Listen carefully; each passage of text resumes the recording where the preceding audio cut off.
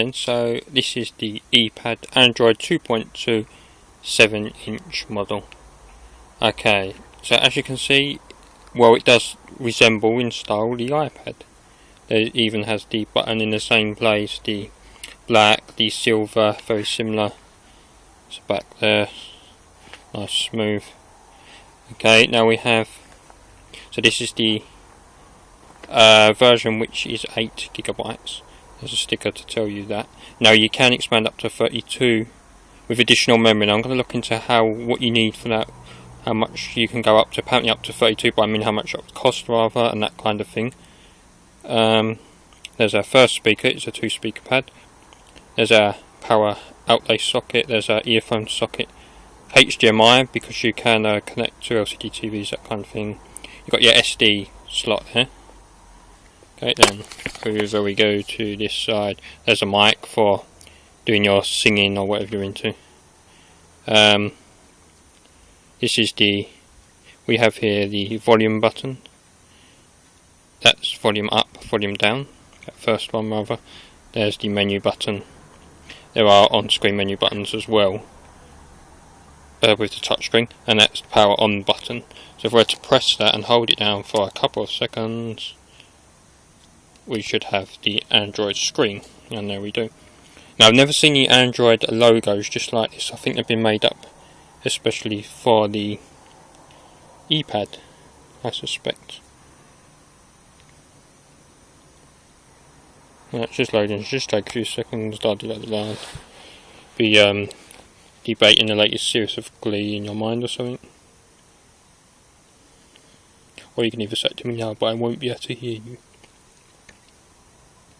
because this is a YouTube picture. Okay, there we are. There's the Android logo flashing through,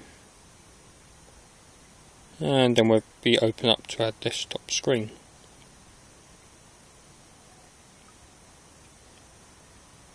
Okay, there we are. There's the optional Need for Speed wallpaper. Of course, you can customise for whatever floats your boat. There's the home button you saw in the corner there. That was to click to go to the default screen, the most back screen. There's the power, that will tell you, your power meter, the time. That button there in the middle is handy if you're into taking screenshots. One click of that and you'll have a screenshot of whatever's on the screen at the time, so it's good for screen grabs, for blogs, that kind of thing. There's the sound up and down, you can touch those, as well as remember you do have the buttons on the side. There's another menu button to access the menu. Again, you do have a menu button on the side if you prefer an actual physical button, and that's a back button. Now here we have you pull that down to turn the pad sound on, or press it again to turn it off, pull it down again rather to turn it off, and that's to unlock the screen. You would pull it up. So very traditional touch screen methods. Now I'm just going to place that down because what I'm going to show is how responsive the pad is or isn't, depending on your opinion. Some reviewers have said it's very responsive to touch. I have found it to be, but others haven't. I don't know if that's because it's a different model or maybe it's just different for different people. But you see, and I don't manage to grab it straight away, but I think it is, to be fair, because of the tricky angle I'm at whilst holding the camera phone and there we go, and filming. Okay, so there you can see the desktop screen now. It's unlocked. Now what I will say is, I don't know if it's just an error on my version, but when typing at any time and using the using your fingers to touch, I found it's usually perfectly, it types a letter straight away. Occasionally does the wrong letters. I've tried configuring it, but occasionally the wrong letters, the ones I touch, appear. But however, this never seems to happen if you use one of these, which is a stylus. Now, some models might come with a stylus. The one I didn't, the one I got didn't. But I discovered that a Nintendo stylus for Nintendo DS works absolutely fine on this model. But check each model just in case that's not the case for other models. But on this one, it has worked fine.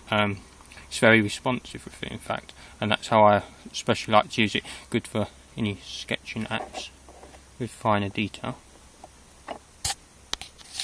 Okay, so I don't know, say we want to click on something. Now there's no wireless signal because we're not connected to the internet, but if we wanted to be, what we would do is we would, where are we on here? Let's see, the light's shining quite bright, so I hope we can get a clear picture there. Now we would one tap of that, you see that's pretty responsive, and we have some more folders and various apps. I've downloaded a few browsers. I've been testing this app for a few weeks, so in more videos to come I'll report what works well, what doesn't, and all that kind of thing. As you can see, we've got a Gmail app, always handy for checking your emails, providing of course you happen to use Gmail. Oops, a slight outtake there as the pad decided to force this window so I can get a proper stand. That's how we go. Now let's take a look at, for example, the camera. Now it's a front facing camera, so it records whatever's in front of the pad. There's no camera behind, but we have one in front, which for certain type of videos can be great, very handy. So one tap of that, and we have our camera, and you can see the confusing picture of something being filmed while something's been filmed, if that's the right way to put it. But what you do is you've got the, where you can just move that light out of the way a bit, as it's shining a little bit too bright now.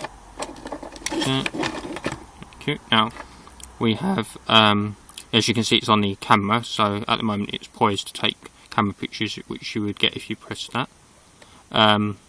If you want to change it, you just click it and tricky angle here, and drag it up. There we go, and that would then go to start filming the video. Now sometimes you get a back button in order to exit, but this middle button has a few different purposes. One is such to go back. See, I went back twice there. Now, so we wanted to connect, we would click on Wi-Fi, and as you can see, we've got various settings. It is disconnected.